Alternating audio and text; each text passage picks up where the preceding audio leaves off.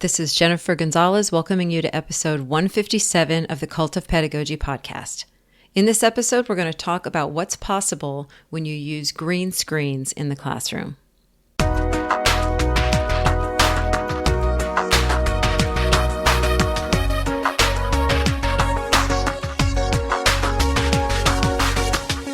Shilpa stands in front of a mountain range, arms extended.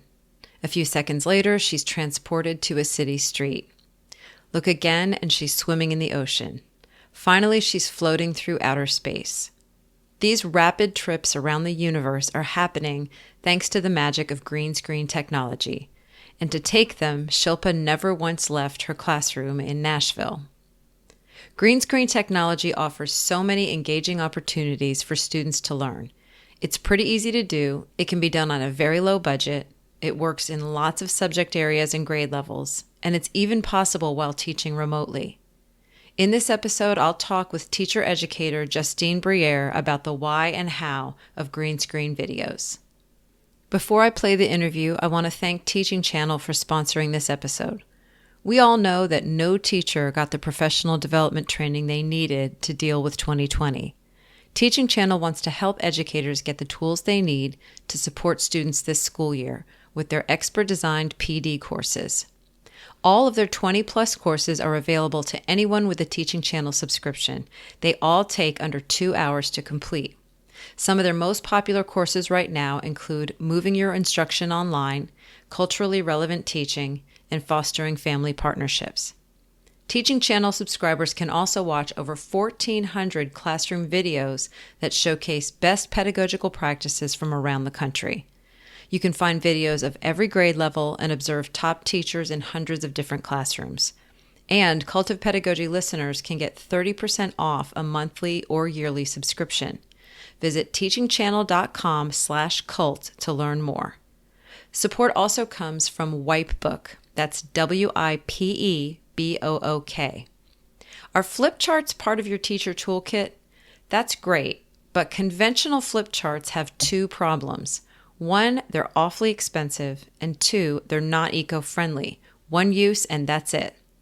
A cost-effective alternative that my team recently tried is called the Wipebook flip chart. It's a marriage between a conventional flip chart and a whiteboard. Each flip chart comes with 20 reusable surfaces, 10 double-sided sheets. One side is plain and the other is a graph pattern, perfect for math. Each sheet is 2 feet by 3 feet, and the pages are light and flexible, so you can roll them up and bring them with you wherever needed.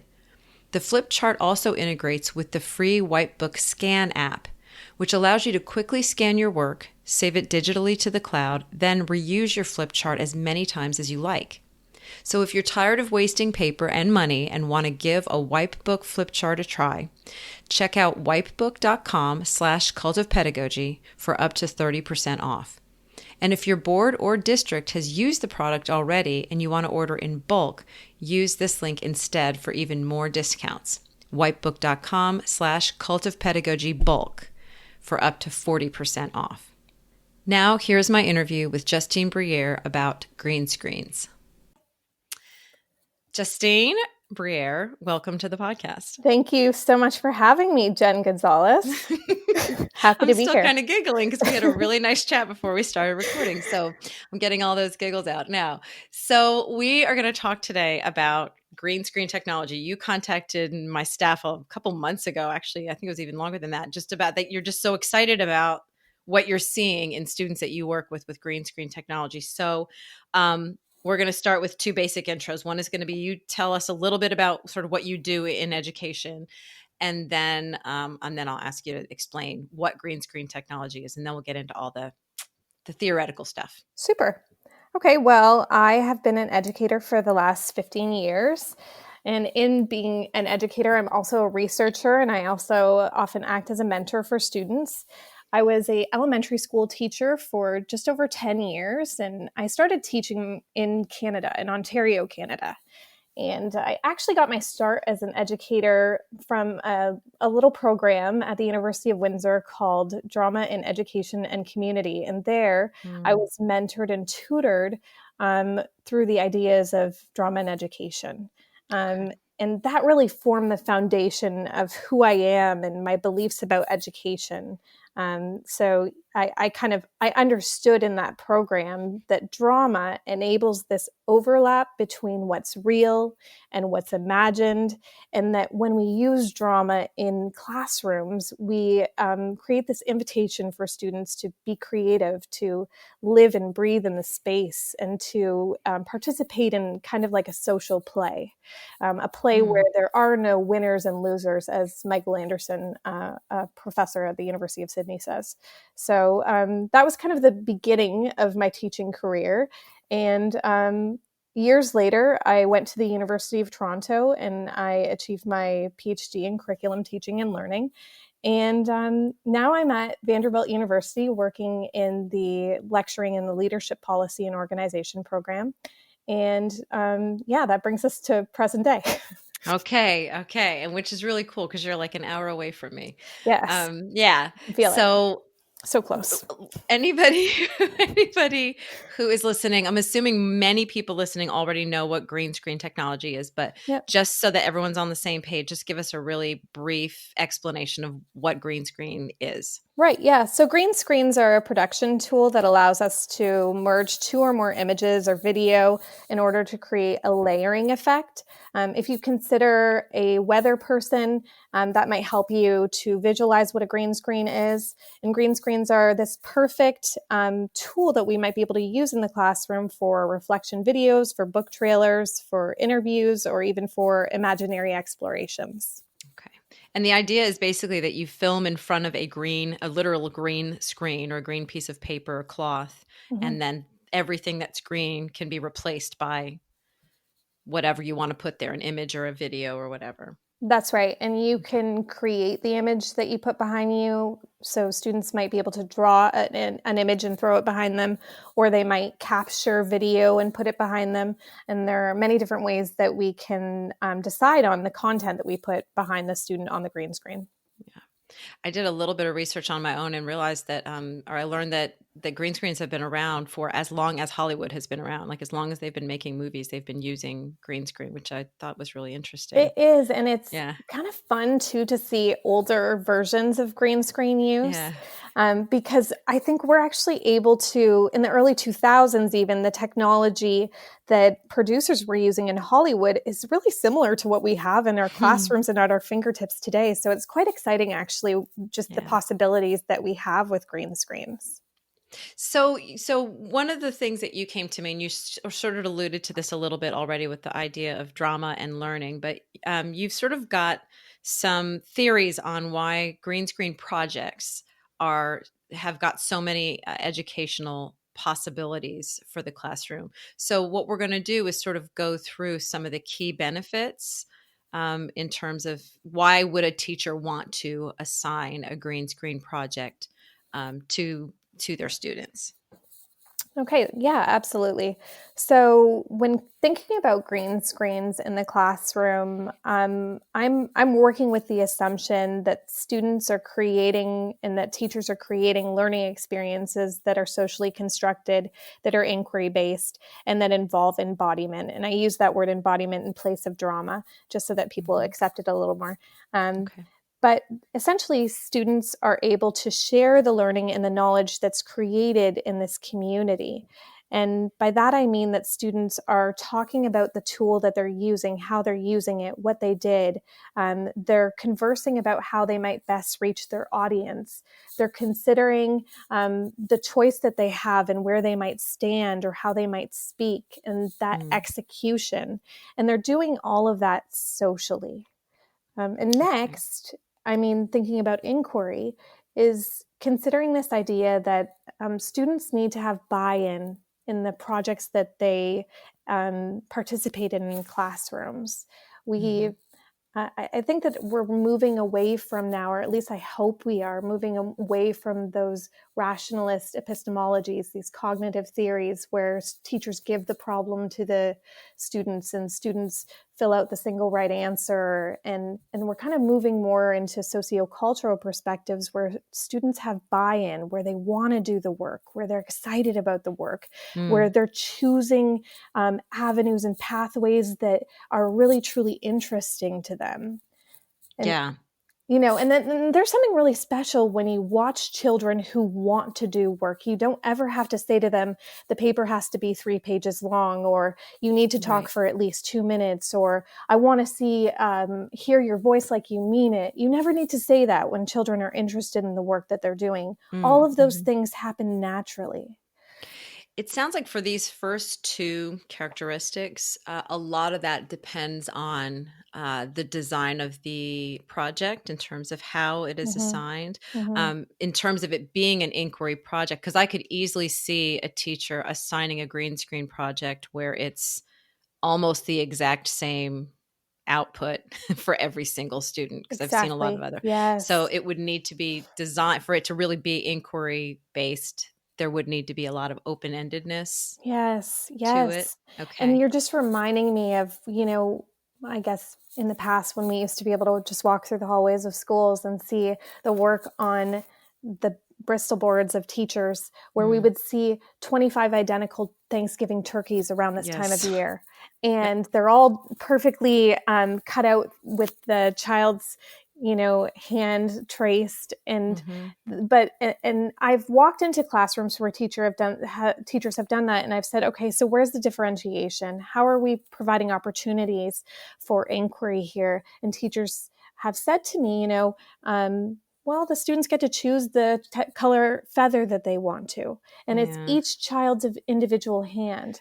And I would say that those are probably the lowest form of inquiry and differentiation, and that we Yeah. really ought to be searching for more, deeper avenues, deeper and wider ways for students to have a voice and choice in the assignments that they spend most of their days, weeks, and 180 days of the year doing. And we're going to be getting into that actually a little bit later. Some of the sort of ideas for the types of assignments, and a lot of those are really very open ended in terms of the directions that students could take them. Mm-hmm. Yeah. Mm-hmm. And I guess I wanted to also comment on the idea of it being socially constructed, that also depends on the culture of a teacher's classroom, whether or Mm-hmm. not they're set up to where students are encouraged to collaborate with each other, to look at each other's sort of iterations of the project and, talk about their ideas, or whether it's just completely isolated. Right. And Peter Freebody, a researcher from Australia, says that we need trust and safety in classrooms first before we can expect any of this work to unfold. Yeah. And so it's important that, as the year goes on, that teachers are building that idea that there's no single right answer. And I think that helps students to take chances and take risks. And at this Hmm. crossroad where there are risks and where there are opportunities, there are these moments for gold. And I often see that happening when I'm using drama and when I'm asking students to embody, and when students know that they're in a safe place and that they can take a chance. Yeah.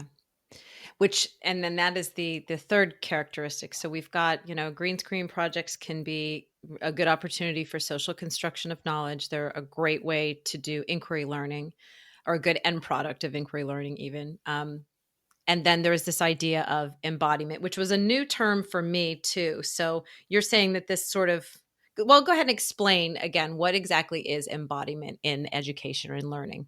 Right. So embodiment is an opportunity for students to jump into the text, for students to be in that fictional world, for students to not only answer the 5 W's, the who, what, when, where, why, how, but to become a character and to Mhm. use their body to think and feel like characters. Mhm. It's a time for us to tap into a child's imagination instead of taking a text as being a finished piece. So we don't look at a book and say, okay, so we know the characters, we know the beginning, middle, and end. All right, we're done. We'll shut it. We look at the book and we say, okay, what ways, what openings are there for students to enter this text that is supposedly fixed or finished, become the characters, re-envision the story, and create something new. And so drama gives us this opportunity to jump into that text. it allows us to raise concerns about the text, things we didn't like. There's a book that I share with students through my research. It's called Boy, and the story is about a child who's deaf who goes into a community where there is a war that's happening, and he helps both sides to hear each other, and they make peace.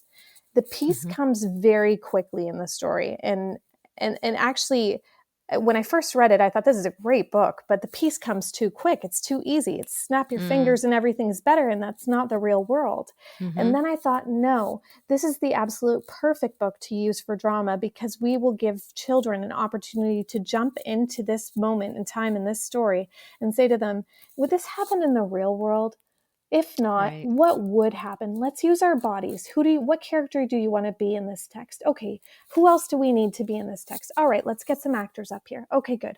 Let's do a lights, camera, action, and tell me, what do you think really would have happened? What if that story had happened right here in our classroom? Lights, camera, action, go. Tell me what would have happened. And so in doing that, we give children an opportunity to be in role and to maybe even become angry about something that wouldn't make them angry in the real world. And Freebody and Finneran talk about this in their book. And this embodiment element allows children to experience the emotions of characters that they may not in the real world ever interact with. Is this so this particular aspect of working with green screens, you're couching it in terms of working only with fictional text. Does this idea transfer to, content area, nonfiction, informational kinds of reading and texts? Oh yeah, it definitely does. And so Okay. I've just been referring to some nonfiction, rather some goodness. I've just been referring to some fiction texts, but certainly we can use nonfiction. We can Okay. think about Greta's work, and students that I've worked with have, we've used Greta's work as a platform for what it looks like to be a child activist, and what sort of backdrop would we want behind us if we were being an activist. So students have created green screen videos where they talk about reducing, reusing, and recycling. Another student did a video where he talked about not leaving your dogs in a car when it's very hot outside. Other students have done green screen videos where they talk about what it looks like to be a friend to somebody when that they don't have many friends. And so students can look at the real world, and that real world overlaps with the world of our classroom. We bring it into the classroom through the use of the green screen. Got it. Got it. And then another thing that was mentioned in some of our conversations is just that green screen projects are really a good opportunity for just cross-curricular work. Yeah. And I mean, you've talked about this a lot in many of your other podcasts, just about the how the cross-curricular nature of learning really helps students to tap into all these modalities.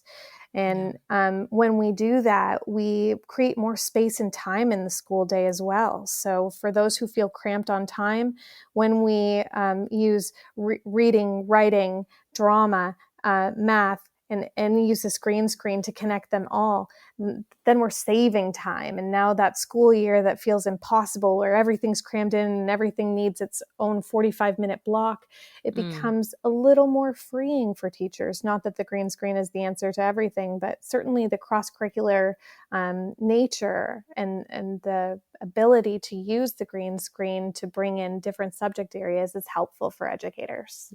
Yeah. And I would think with even if a student is working on something that is science related or social studies related, they're still having to write a script, and they're still having to think about audience and a lot of the things that we talk about in a language arts classroom. Yeah. And Jen, and to that point, when they're thinking about audience, we as educators also need to create pathways so that students know that what they're about to create, what they're about to write, what they're authoring, it's not just going to be seen by us. That we will share this work with a wider audience of people, that we want kids to know that their words mean something, not just to a single person as an audience, but to another third grade class, or on a safe platform that we can share so parents can see it, or to the school audience on a school Twitter feed. Right. And these are ways that we can help students to see that their words, their voice, their authoring, it has value in the world. So we're gonna walk through how it's done for any teacher listening who is now saying, "Okay, I'm in, but now I need to know Yes. how you actually do it. What does it look like?" So you had actually given me sort of a three-part process: the setup, the mess, and the growth. Yeah. So, Yeah. so if you're teaching, how would you actually go about doing this? Right. So, I mean, I will just say as a little preamble, this work, if you're going into it thinking that you're going to make these beautiful green screen videos and you're very excited about the product, you may be a little disappointed to start. And and I mean, I have some videos of my very first green screen experiences, and they're nothing to brag about, but I was learning with the students, and Yeah. there was so much value in that. Hmm. And so the setup is this first step in the how to. And for the setup, I always model how I use the green screen with students. And typically, what we'll do is set up the green screen and we'll begin creating a low stakes video. We'll decide on a topic. We'll decide on a theme, we'll create a loose script, and I'll ask for volunteers, and we'll begin creating a green screen video together. And just Can you like give me an example of what would a low stakes video, what would a topic or subject be for Right. that? So if I shared, for example, the story of Red, it's called Red, a Crayon Story by Michael Hall. The students and I read this text, and then I say to them, I wonder what the grandma was thinking and the grandpa in this picture. Notice what they say here. They say that they don't really think that Red is doing a good job. I wonder why they're saying that. What's behind that? What are they thinking? Hmm. And the students and I then take on roles and we recreate the scene, add detail as Red the crayon, as the grandparents in the story, and we begin reenacting this scene together. Okay. Now, once we've done that on the green screen, I'll show the video to the students and say, "Are we done? Do you think we're all done here?" And Hmm. just like writing, students will usually say yes. You know, that first Mm. draft. Hmm. When we're working with kids, they always want the first draft to be the last draft. Yes. It's Yep. so common. And Hmm. so I say to them, I wonder if we could make it better. So here we are on the screen here. We're being these characters. We're in the book. But I wonder what we could do to make it better. What are some things? Oh, I guess, let's look at some examples. Looks like we Hmm. could use a green blanket to mask our bodies, and then it would look like just our heads were on the crayons. Hmm. Would you like to try that? Would you like to make that a little bit better? So the first video is just us really standing on a still background of the exact picture. The Hmm. second video is of us with the green sheets pulled up to our necks playing these characters, and our heads are on the heads of the crayons. And we keep adding details like that every day, just like in a writer's workshop model where the teacher keeps Yeah. modeling the writing. I Hmm. consider the green screen a form of authoring, a form of writing. Yes. So we keep going back to it and we make it better every day. Then I say, gosh, well, would a little bit of music be good for this? What do you think? Do we need a little Hmm. intro? What would it look like if we added some text to this? How could we do that? And every day we make that video better and better. And this is Wow. an effort to help the kids to see also in their traditional writing classes or their authoring Hmm. classes that revision is a really good thing. It's a way that we make something better. And it doesn't mean the first thing we did is bad. It just means that if we keep going back, we can always make it better. Right. Right. I love this. This is so applicable in so many different areas. I want to stop for a second and let's talk real like technical. So when you're filming, we're going to talk about in-person class and we're also going to talk about how to do this remotely. Right, right. When you're filming this for the first time with these students in the classroom, what is your green screen? You need to have something green behind you and the students. That's right. So What? we need some Yes. sort of green backdrop. And early on, and when I was using green screens, all I did was take 25 or 30 pieces of green paper, tape them together, put them on the wall, and it really worked. Perfect. I'm So glad you mentioned the cheapest option yeah, available. Yes. So you it's can just so try that. Yeah. yeah, and if you're worried about it and you're thinking, I don't know if I'm even going to like this, that's exactly how I felt, and I did that, and it Mm-hmm. started me on this course of really wanting to do it, in a broader sense, kind of more permanently, so that it wasn't Mm. 30 pieces of paper that could fall off the wall. So Right. the next thing I did was get $2 store green tablecloths. Mm-hmm. Those work just fine as well. And then Mm-hmm. I wanted more than one setup in the classroom for green screen, so that when students were rotating through centers, that they had multiple opportunities to visit the green screens. So, that butcher paper that's green at schools that you get to Yeah. put on your Bristol boards? Mm-hmm. Well, I just took big pieces of that and put it on the wall, and that worked too. Finally, Perfect. now that I'm going into schools more for research, I'm using a cloth green screen that I hang over two doors, and I bring some clips, and I usually just kind of figure out how I can get the green screen to stay up. But there are many different entry points here. And the point is Mm-hmm. that all of these options that I've just shared, they all work. Mm-hmm. Good, good. And then when I was putting together the paper, the blog post for this, I did a little Yeah. research on Amazon, and it is surprising, even if somebody is going to fully commit to a $15. stand, Yeah. and even I saw a kit with lights and everything, and it was Yeah. still under like $100 for everything. You could do a donors choose project and get that funded quickly, Wow. and but there's Did not know that. $15 things, and Yeah. so I don't know how good it is, but it really is, this is not a high tech expensive thing. Amazon. Wow. Yeah. And then in terms, so you need something green behind you and your Yeah. students. Right. And then you need some sort of an app, correct? That you Mm-hmm. can record the video on whatever, but then you would import the video into an app that would allow you to replace the background, correct? You're exactly right. Yep. And Okay. I end up using one of two apps, Mm-hmm. Chromavid or Green Screen by Doing are the two apps that I use. Okay. And I've tried dozens of them, and these two are the two that I think are the most user friendly and that have the best features, and that kids can learn quickly too. Because the idea would be initially in that setup phase, I'm operating the camera or I'm propping the camera up and videoing. And Mm-hmm. eventually, after a couple examples, I no longer hold the camera. Just like Mm-hmm. in the writing classroom, the teacher should never pick up the child's pencil. I Mm-hmm. am not holding the camera, because that would be me directing and me deciding. And I really want those deciding and directing rules to be with and for the children.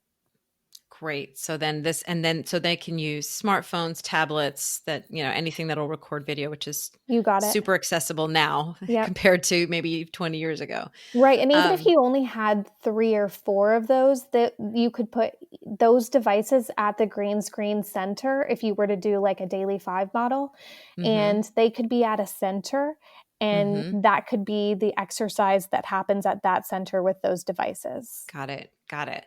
So if we have students at home that Yes. are doing virtual school, remote learning, whatever Yep. we are calling it, Uh-huh. how would they go about doing this? Okay, so there are several options. A low to no cost option is that children who are at home are mailed a green piece of paper, Mhm, and maybe several green pieces of paper, and mhm, they create characters that they draw, and they mhm, use a little green stick to hold over the green paper, and kind of they could create book trailers for characters that they've written about in a series book club, or they could mhm. create alternate versions of stories by drawing the characters and showing what they wish had happened in the story, or showing an alternate ending. And they can do that with these characters that they create on movable green sticks. Got it. So it's a miniature version basically of like a live action green screen studio. That's right. And if the children at home do not have technology where they can purchase or download the app, if a Mhm, child records that video, just the video, and sends mhm, it to the teacher mhm, can move that video into the app and put mhm. whatever background on it that the child decides. Right. So the child could be in control of all of the speaking, moving, and ideas surrounding what goes on the green screen, but the teacher will just place in that background on the app. Do the execution. Good. Mm-hmm. Great. It's exciting when I saw that little mini studio we've got a Mm-hmm. picture of this that we're going to put on the blog post too. I had never thought about doing it just on a smaller scale, and that opens up all kinds of possibilities again. Now, if you just need an 8.5 by 11 sheet of paper and a little Right. stick. Yes. And it's Yeah. adorable because what the children come up with, it's nothing that they download from the internet. These are little characters that they've created. Yeah. And so it is pretty, I mean, the cute factor is off the charts for the things that kids create. So you described this period as the mess. This is where students are working on their own projects now, and that Yes. the expectation is that these are going to be rough, like you described earlier. Yes. And it sounds to me, when I was an English teacher, a writing teacher, I would allow lots of time for this middle stage, as Yes, opposed to it Jen. being just a one-off. There Mm-hmm. would be multiple drafts, basically, of Yes. things. Yes. So that's what you mean by the mess. You got it. And Yeah. and that messy time is hard. I remember some of the first times that I was doing this, and I even remember one of my administrators came in the room maybe on the third time that I had tried this, where I had totally let go. And she stayed in my room for such an extended period of time, and I was sweating from my armpits to my hips because I was just watching her, and I was like, "Oh my gosh!" And there's so much pressure for teachers to have perfect products, And Hmm. I remember just that whole time she was in my room, kind of thinking, "Be cool, Justine. You know that kids need time. You know that it's not going to be perfect." Just Yeah. reminding myself that this mess is so important, and that there is nothing that can replace the learning that happens during this time. And the Right. kids, when I looked at them, they were no more stressed. They were into what they were doing. They were encountering little problems. And there was that productive struggle that was happening. They're striving, they're learning, they're talking to one another, overcoming. And that is just such a beautiful thing, because when a teacher dives in, when we solve the problem, when we make the clicks, when we solve it, we are taking away all the learning from the students. We're Hmm. robbing them of that valuable learning that they can transfer to other domains in the future. So I had to remind myself when my administrator came in the room that day to just, trust this process, trust that mess, Yeah. and that it was going to be okay. I'm trying to picture how this type of collaboration would happen if our kids are all scattered around. I'm Mm-hmm. imagining maybe you possibly put kids into teams, not necessarily that are working on the same thing, but they're collaboration teams where maybe 4 kids can get on a Zoom together, talk about where they are, maybe screen share some of the video that they've already taken and get some feedback on it. Super idea. Fantastic. Yeah. Yes, Okay. love it. And I've also another idea. I was just speaking with one of the teachers who I formerly taught, and an idea that also might work is this idea of creating a folder on a Google Drive where Hmm. images from a story that you've shared, or a story that children want to use, are taken from a digital copy, or taken pictures of, into screenshots in a folder. I don't know if that made sense. Okay. Yeah. Well, what's the purpose of the folder so that kids can just pull from that? So if you're on a Zoom call, you say to the Yeah. students, okay, in your small group, select a backdrop, and Okay. work on this in your breakout room, Mhm. and everybody use the same backdrop that you want to use. When you Uh-huh. come back to Zoom, your group will present, and we'll give you a lights, camera, action. We will record it and upload it to our shared files. So Zoom has this feature, as you probably know, that you can change your virtual background. And Yeah. so it's kind of maybe a light way of using a green screen. If you're in an Yeah. online setting, you might be able to do that as kind of like a precursor activity, hoping that one day when you're in person, you can use the green screen shared. But until That's really then, interesting. students Yeah. who would be in a group, they use that same background. You do a lights, camera, action. They present their alternate ending to a story or what have you. Yeah. And you've given them the images in this folder that they can Right. choose from. Yeah. Got it. And while That's it's not cool. perfect, it's another option. It is. Well, and that's Mhm. the thing. Like, I mean, I don't know how useful it is to spend a ton of energy sort of wringing our hands on how sucky everything is right now. We Mhm. just need to like come up with Right. some ideas for working around it Yeah. right now. Amen, amen. Yeah. Okay. And so the third stage of this, which isn't necessarily a chronological thing, but Right. you've got the growth, which is sort of like where students can then eventually start to stretch themselves into future projects, or maybe even in Mm. their, their first one, they can try more advanced skills. So you gave me a list that I thought was really cool. Mhm. Thanks. Well, yeah, I mean, I think that there will be students who reach this growth stage quicker than others.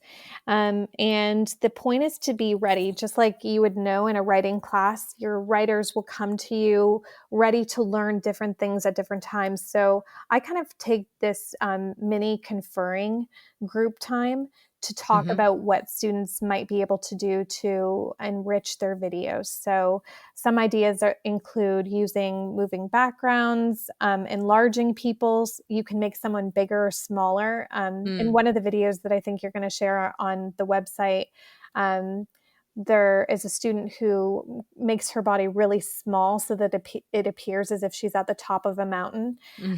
And these are things that kids can learn to do in that growth stage. They can enlarge objects, they can duplicate objects, they can make students fly or float by using a green sheet on a bench or on some sort of platform and then holding their arms out. It's really fun. Kids, once they realize they can do this, every child wants to do a superhero book, which I'm for. I'm just for Yeah. anything where you motivated? Great, check, let's go. If we can connect this to the literacy standards and you're motivated and we're using technology and we're using drama, I mean, I'm going home happy.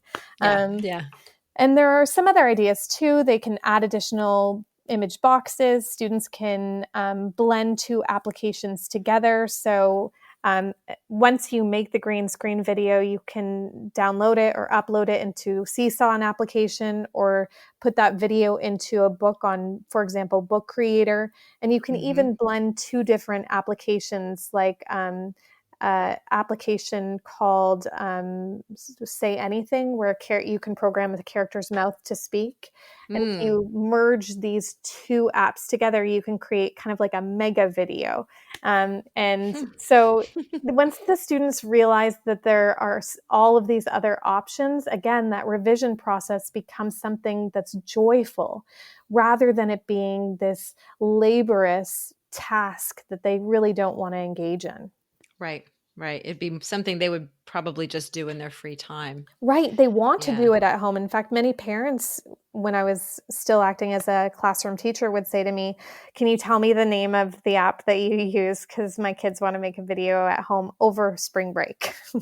Yeah, So, that's this is awesome. a testimony to how enjoyable this work is, that they would actually want to take it outside of the classroom and then, even more so, do it on spring break. Absolutely. Yeah. Okay. So to wrap this up, we are Mhm. going to just quickly kind of go through some ideas basically for green screen projects to get people listening kind of excited about all the possibilities. We've got this full chart that we're going to put on the blog post. So we're going to basically only go through maybe 40% of what's in there. So Mhm. people who really are liking these ideas should go and look at the full chart. Super. All right. So, and the way that you have this set up is students take on different roles. That's right. Um, yes. So, Yeah. the first role is that they would take on the role of a reporter or an interviewer. We're going to talk about a social studies example and a literacy example. Mhm. So, right, in social studies, if you wanted students to take on a reporter role, students might interview a member of the community who had firsthand knowledge about a given topic, Hmm. and they do so in on the green screen, either having the person as a guest or using their video, again, layering that video on the green screen, chopping it up and asking the member of the community the question and syncing these two videos. Cool. Mhm. Very cool. It is neat. It's so neat because now you don't have to, especially in this time where we are so detached from other human beings in a physical sense, we don't have to be detached in a virtual sense. We can bring two people together on the same screen. Yeah. Oh, I think that opens up so many possibilities. Yeah. Mhm, mhm. Okay. And then how could this role of a reporter interviewer work in like a literacy environment? So students might act as a reporter on location in a text just a moment after something tense that's happened. They could say, here on scene reporting just now, Hmm. as we saw, and once they see an example of this, there's quite a bit of excitement around the tense moments of a story. And students begin thinking like a reporter. Well, how would I say this? What audience would Right. I be speaking to? How do reporters speak? What kind of language do they use? And so we begin asking broader questions that are, again, more associated with writing standards. Yeah. So the next role is that of an explorer. So we're going to talk about a, science and math example for these. So in science, students might find an example of a scientific theory in real life and go on location to observe that phenomenon. For example, Hmm. students might find an example of erosion and video the Hmm. erosion on location and talk about the ways that they might help to solve the erosion that they're seeing by Hmm. showing in individual text or image boxes some potential solutions to the erosion that they're seeing. Nice. So this would be almost like they're making like a little mini documentary or something like Yes, that. Yeah. exactly, yes. Cool. And students' voices even change slightly when they have Mm. this role of reporter or interviewer or explorer. You hear a confidence come out in some of their voices that you Yeah. hadn't formerly heard, and I think that's part of this magic of embodiment too, taking on that Yeah. role. Yeah. And when they're seen as the expert, it's just, it adds that bit of, I guess, confidence. That's Um, nice. it's really great. And yeah, in math, students might visit a site where math learning can be used in reality. So they might, if you were studying area, they might visit a site, a construction site, and talk about how area would be important to the construction workers or to the architects who are creating the blueprints. And they could use the ideas that they have about how to solve problems as reasons for why it would be helpful in this field. Nice. And these visits, by the way, just to remind people, these visits are in quotes. They're just pulling images and video Right, and they're putting them into their green screen. They're not ever going anywhere. right. These are imaginary visits. They're not Yes. actually there, but to students, they're very real, Yeah. especially in the watching after. So, as another little sub note here, I made all these videos that students created available on our class Seesaw app, and Mhm. students would spend free time, rainy day indoor recesses, watching each other's green screen Hmm. videos. And they're It's learning adorable. from each other simultaneously while they're also admiring the work of their friends. Yeah, yeah. Mhm. That's nice. That's It really is. a neat little side effect. It is, yeah. Another role you have is of an investigator. Mhm. We've got a social studies and math example that we're going to Mhm. talk about for this one. Yeah, so as an investigator, students love these sort of investigative roles. I used to have an inspector who would come to the class and leave clues. His name was Inspector Inference. Um, Mhm. and students loved these roles where they got to be the person who uncovered clues or who figured something out. So, Mhm. making a what if green screen video, what would happen if we changed the course of history? What if we had never invented the combust what are Combustion combustion engine? engine. Thank Yeah. you. I was like, wait, this is not exactly my area. Uh, what if we made this? What if Henry Ford had never created the car? What if Mm, instead there had been the Tesla was the first car, that we had never had this car based on fuel? What if we yeah. all had started recycling and reducing from the beginning? Um, Mm, what if we all cut carbon emissions? What would the world look like then? And students like to imagine what that would look like, something like the Jetsons. Maybe we wouldn't even yeah. use Tesla cars, we wouldn't need them. Maybe we would be flying everywhere with jetpacks. Yeah. And so there's this moment Mm, for imagination and also creation. nice. And in math, students investigate multiple methods for solving problems, and they share their method by throwing the image of their method behind them and imagining that they're teaching next year's first graders or next year's Oh, second yeah. graders. And then Yeah. I keep these videos with student permission, and share them with the students the next year. Well, do you know Rollin from third grade? Well, you should see the way that she solved this last year. Would everyone like to see her method? Oh, how cool. And now students, when they create their method that year, they know that the audience is going to be large because next year I'll probably share their video. Yeah, of course. Yeah. And Mhm. knowing there's that audience is really, it's so much more motivating. Right, yeah. Yeah. Um, So another role is the role of the actor. mhm, And mhm, I wanted you to go through all of the different subject areas for this one, just because mhm. each of the ideas were kind of really cool. This one was really easy for me to create because, of course, this comes back to my roots at the drama and education program. But when students are acting as an actor in social studies, they can imagine that they're a character during an important historical event. They can tell what they Mm-hmm. would have done differently or how they might have handled something differently. Mm-hmm. In science, they can act as a character in a show called Myth versus Reality, and they can dispel myths based on new science understandings. Mm-hmm.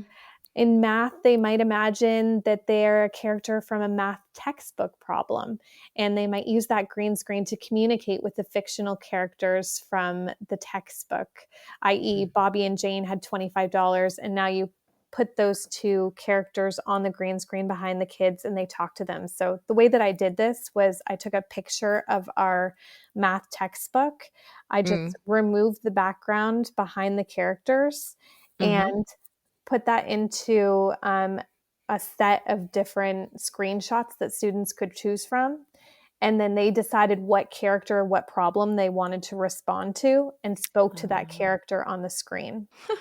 So fun. And it's also fun for the teacher to think of the entry points for students in all of these different subject areas. Yeah. And I think Yeah. it creates kind of this mutual enjoyment for both the teacher and the student. Mm-hmm.